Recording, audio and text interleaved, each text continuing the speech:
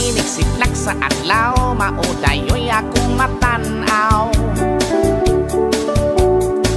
Ang tarik kong si Islaw, natulog tupad sa kabaw.